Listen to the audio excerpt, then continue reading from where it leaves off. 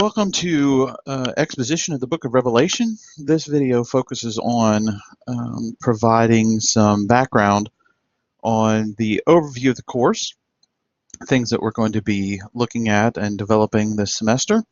And so I wanted to kind of provide some overview of some of the requirements, some of the things we'll be doing, some of the ways we'll be approaching this book. So this serves as an introduction to the course, not necessarily as an introduction to the book of Revelation. That is in a separate video. But that does bring us to begin to think about Revelation. There's something particularly scary about this book. And so, you're taking a course that perhaps others would be surprised that you might be taking. It's really, in many respects, a book that provides people with a lot of fear. It is something that people don't really want to study themselves. They just want somebody else to tell them what it means. And so if you go into a general market or especially a Christian bookstore, you can find all sorts of books about Revelation and what it means. And it's filled with a lot of scary and frightening imagery and a lot of things. People approach this book with a lot of trepidation. And so, I've heard of churches that, decided that in their Bible classes they are going to start from Genesis and work their way through studying the Bible, only to get to the book of Jude and then start back over in Genesis and completely avoid Revelation.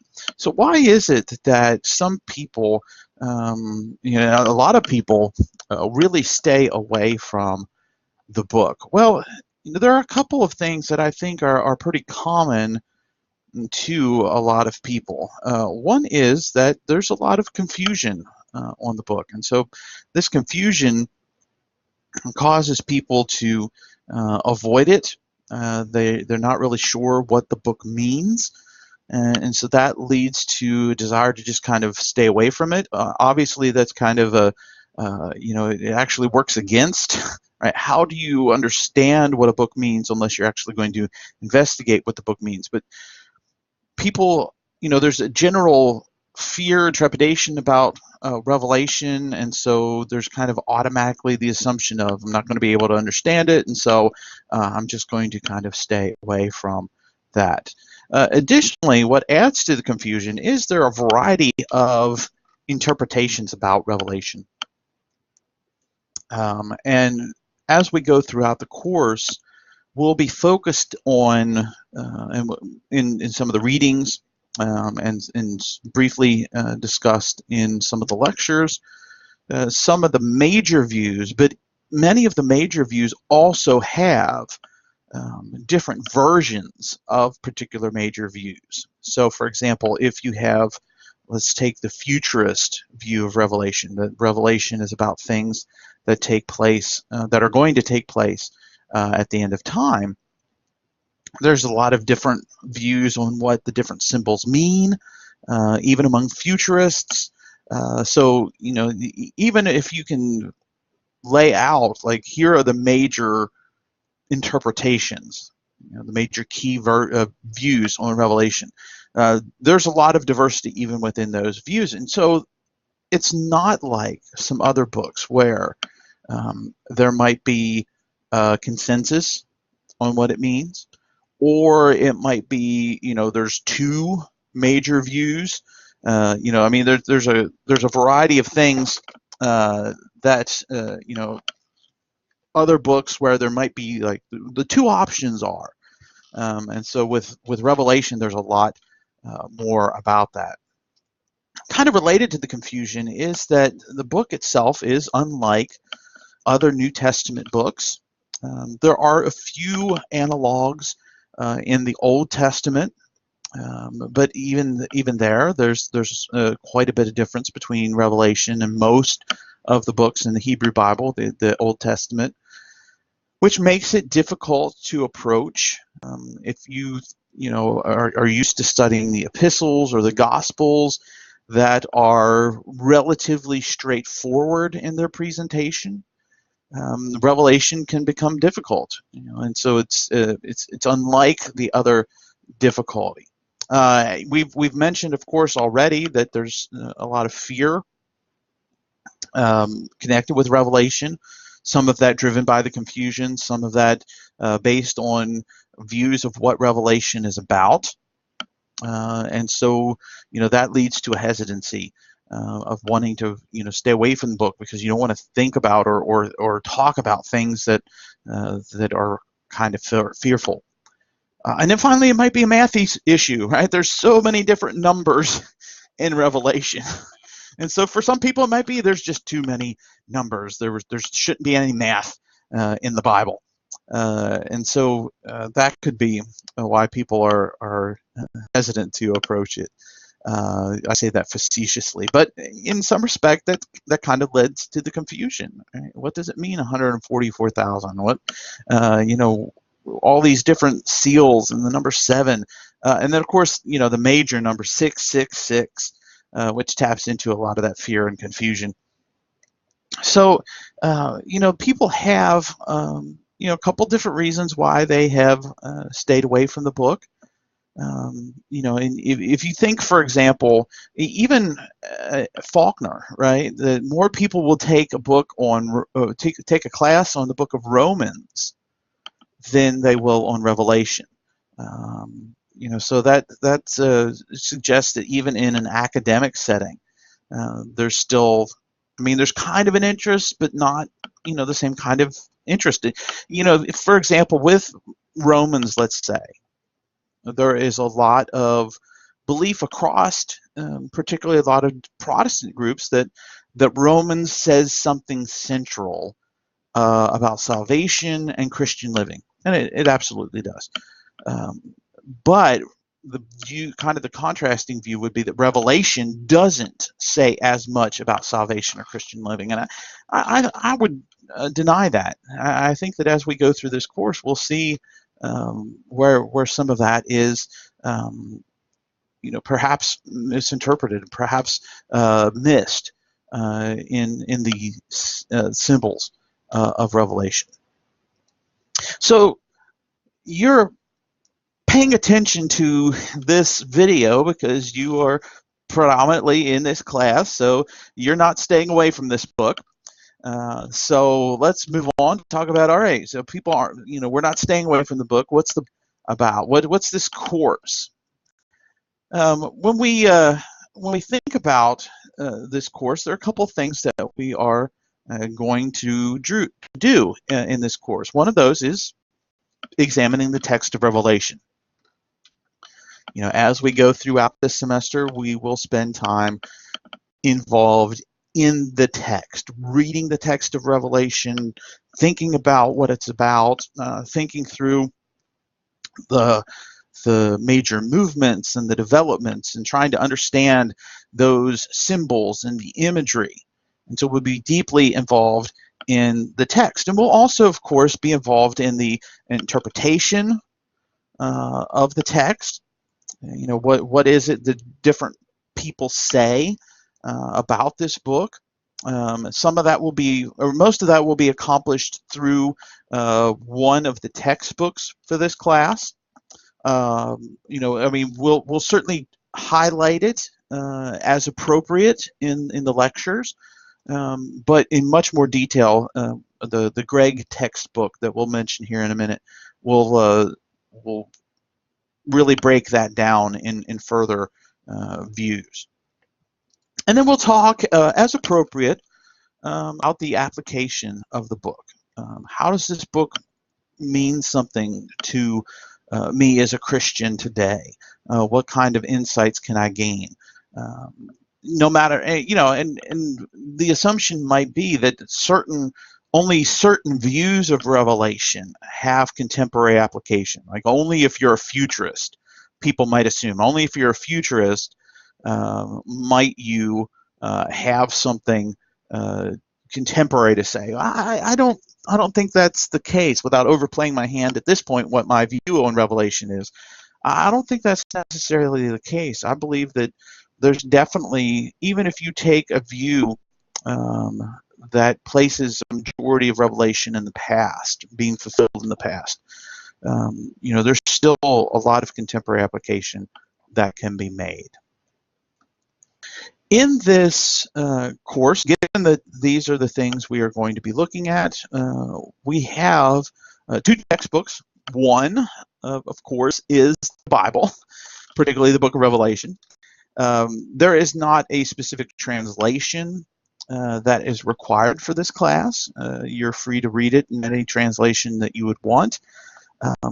One of the assignments, one set of assignments are reading quizzes.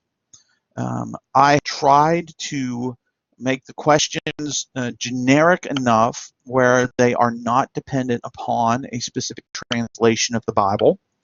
The translation I'm using, the one that will be shaping the lectures, is the New Revised Standard Version.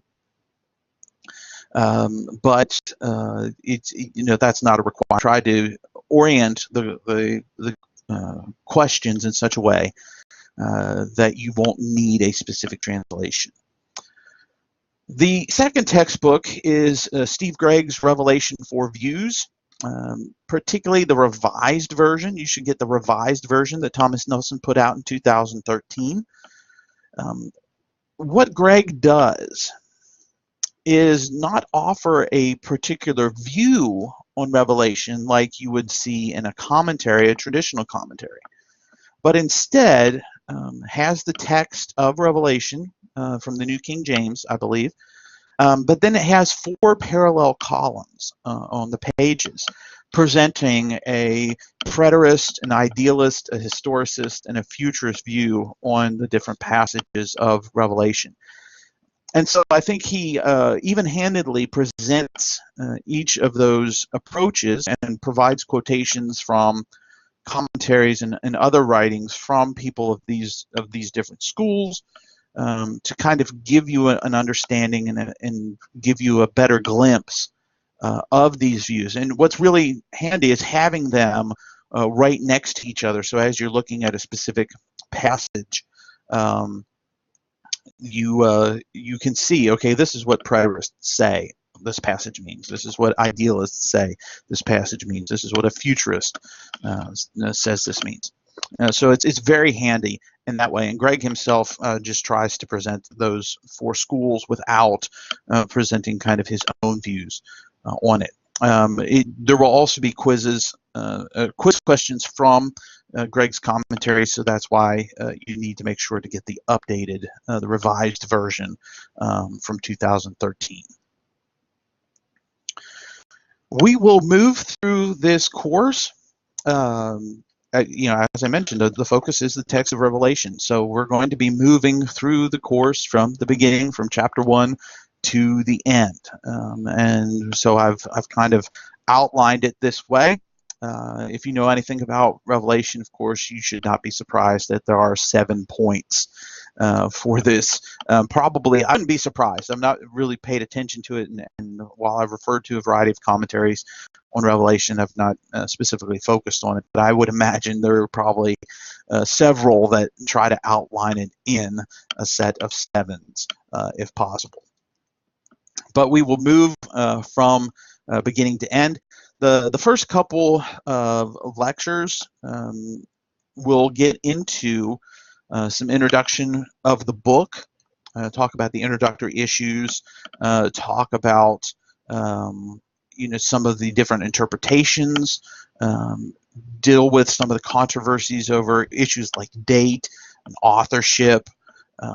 In addition to is what are the different views, the preterist view, the idealist view, etc. And from then that point on, we'll go through the text, and exposition is basically what we'll do. We'll move from Revelation chapter 1 through Revelation chapter 22 and examine the text. And as we're doing it, interconnecting some of those other things that we've talked about and mentioned already. What we're trying to do, and what I hope to prepare you for, is to do the things that are listed there on your screen. that at the end of the course you'll be able to talk about some of the things that are presented in Revelation. What did the simple symbols mean? What's the overall narrative? Talk about themes. Think about some of the things that people claim about Revelation. All of these things are skills and knowledge that I hope that you have by the end of the course. As I say in all my classes, it'd be great if at the end of the course I ask you, could you do this? And you say yes, and I give you an A. But obviously, that's not going to take place. So there are some ways in which you will be able to demonstrate that throughout the course. The main assignments, these are the ways in which I will provide you opportunities to demonstrate your mastery of the material. So there'll be reading quizzes every week. There'll be reflection papers scattered throughout the course. A video assignment toward the end, or excuse me, toward the middle of the course, and then some in-class exams. And each of these will provide you the opportunity to demonstrate, that you've accomplished certain things, like knowledge of the text, or opportunity to talk about themes, those kind of things. So let's talk about and let's look at each of these assignments in a little bit more detail. The first will be reading quizzes. These quizzes are under quizzes and exams in Blackboard. There will be reading quizzes every week. Most weeks there will be 2 quizzes. I've kind of broken it up, into chapters, obviously, and so having you focus on, all right, this quiz is on chapter 1, this quiz is on chapter 2, as opposed to bringing 1 and 2 together. The quizzes will be based on the Book of Revelation, whatever particular reading is under investigation, as well as the Gregg textbook. A lot of it, the focus will be on content, and thinking about the information in that content. From the Gregg textbook, I'm looking for you to, kind of have just a basic overview of what he's saying about each of these specific views. So, for example, the first quiz is on is just on Gregg, and in Gregg, it's the first chapter is just kind of a basic overview of the book. And so what I'm wanting you to do is just have know what the preterist view is. So I can just say, right, here's a particular type of interpretation. What is it? And you say it's a preterist. Right? So, I'm not looking for you to have a lot of deep, in-depth knowledge of Gregg, but I do want you to have kind of those basic overviews. And so you want to get the Gregg book as soon as possible if you haven't had it already, because that first quiz is on Gregg. It could be another thing as well, where as you get into it, some of the questions from Gregg might be, well, how would a preterist view, right, this particular passage? And so just kind of the general view. I want you to have a general understanding of some of the main things that Gregg is pointing out. And then there's going to be more detail, yes, in the Revelation questions, but those two, I'm not looking for something minute, something that would be really, really intricate. And as I mentioned, they're not translation dependent. So no matter what translation you use, you should be able to, you should have no problems with the quizzes. The quizzes are 5 multiple choice questions based on the reading. You will have 10 minutes to take the quiz. If you've done the reading, you should have no problems with 10 minutes. I will drop the 2 lowest quizzes. If you miss a quiz, there usually aren't any makeups. If something comes up, please talk to me. I'm more than willing to take into consideration. But in general, because I dropped the 2 lowest, there's usually no makeups. And one missed quiz is not going to have a significant impact. But if you're not, if you don't keep up with the quizzes, it will have an impact. So like I said, in many cases, there are 2 quizzes a week, sometimes just 1 if there's an exam that week, for example. A second type of assignment are reflection papers. There are opportunities for 5 reflection papers throughout the course of the semester. You have to turn in at least 4 of them. You have to turn in 4 of them. If you turn in all 5, I will take the 4 highest and then also give you bonus points. So if you turn in all 5, I will take the 4 highest grades and then also give you bonus points. But you only need to do 4. Each of those reflection papers must be at least 500 words. It is based on a reading of the book of Revelation, but it's focused on contemporary application.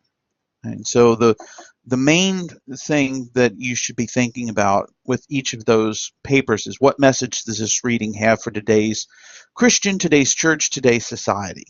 And so predominantly focused on contemporary application rather than exegesis of a specific passage. What did this mean? So those are spread throughout the semester. And like I said, you can get bonus points for doing all 5, but you need to do at least 4. More information is under assignments in Blackboard, including a rubric of the kind of things that I'm looking for when I grade your paper. A third assignment has to do with a video that you will be watching during week 9. It is a presentation by N.T. Wright. Wright, if you do not know him, is a New Testament scholar, an Anglican, was an Anglican bishop for a while, but has kind of stepped down from that and focused solely on academics now. At one point he was a bishop and an academic. This video focuses on a presentation that he gave to Duke Divinity School, I believe it was Duke Divinity School, about Revelation and the Christian hope and the message of Revelation. And so week 9, you'll be watching his video, and then you will produce a paper that provides some summary and critiques, right? Either things you agree with, things you disagree with. That should say 750 word minimum. 750 word minimum paper is what I'm looking for there. And so the focus is on kind of providing a summary of Wright, but then also critiquing some of the things he said, whether positively or negatively. The last set of assignments will be exams. There will be 2 unit exams. One will be in week 6, and one will be in week 12. There will be study guides that I provide at least 2 weeks before the exams. The types of questions that will be available are multiple choice. It might be some completion or short answer, and one essay. The focus of it will be predominantly on the content of Revelation, but the essay will also give you an opportunity to think about application or to talk about the different types of interpretation. So, a lot of it will be focused on content, but there will also be some discussion of themes and some things like that. And as I said, there'll be study guides, and we'll talk more about them. And certainly if you have any questions, you're welcome to get in contact with me about that. The final exam will be similar in format. It will include a section that just focuses on material since the second exam, but there will also be a comprehensive section where we're kind of thinking more thematically, more broadly. It won't be as detailed focused as the unit exams will be. It will be a little bit longer because it is a final exam, and there will be a study guide provided for that as well. So here's the grading breakdown, the different assignment weights. Attendance participation we'll talk about here in a minute. But as you can see, the reading quizzes out of 100 points, reflection papers out of 300 points, the video assignment 100 points, each of the unit exams out of 100 points, and then the final is out of 200 points for a total possible of 1,000 points for the semester. This means that any one assignment is not going to present you, if you're not doing very well on any one assignment, it's not going to destroy your grade. And then also you can kind of keep track of where you are in a semester. 900 to 1,000 is an A, 899 to 800 is a B, etc. With this being an online class, attendance and participation work a little bit differently. Some of this is available in the syllabus, but with this being a class where you're not required to be online at a specific time, you're not required to be face-to-face, right? Having a video, having a webcam where I can see, okay, there you are. Like I could look out in a face-to-face class and say, okay, yes, this person is seated in their seat, during the class. In order to demonstrate that you're engaging the material for each class, which essentially works out to, each video. You will submit notes or a 500-word summary for each lecture watched. So again, it's like chapter 1, chapter 2, etc.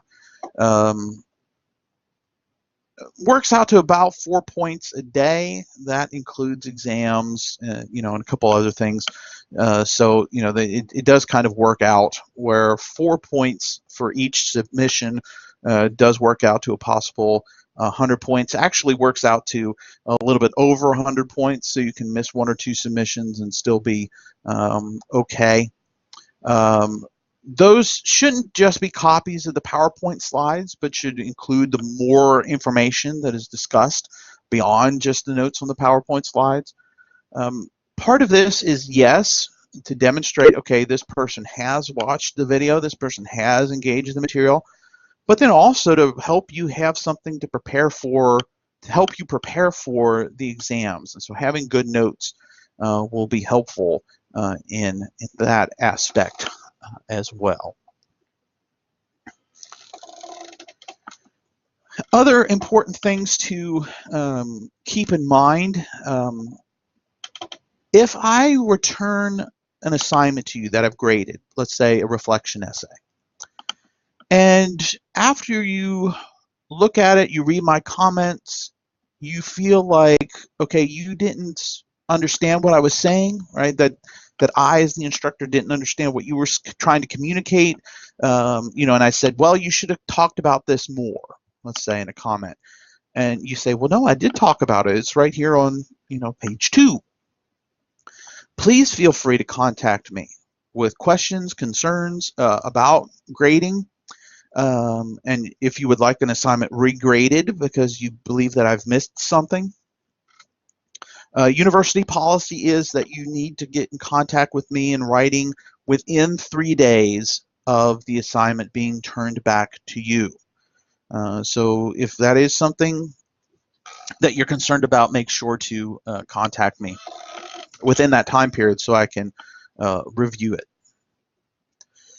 Also, keep in mind the academic honesty policies of the university. Many of them are linked in Blackboard, so please refer to them. Essentially, you need to present your own work. That any work you submit needs to be your work. For the reflection papers, the only thing you need is the Book of Revelation in your brain. So you don't need to do any sort of outside work. These are not research papers. These are your thoughts.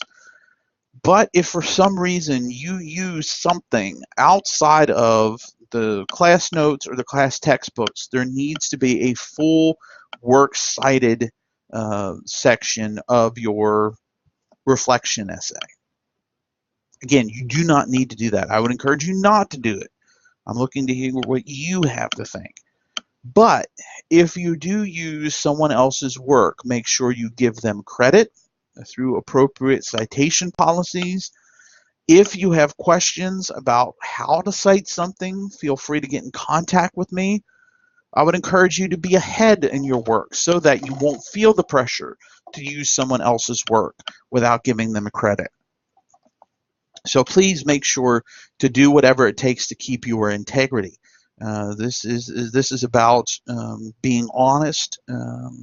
Plagiarism is referred to as a literary theft by the Oxford English Dictionary.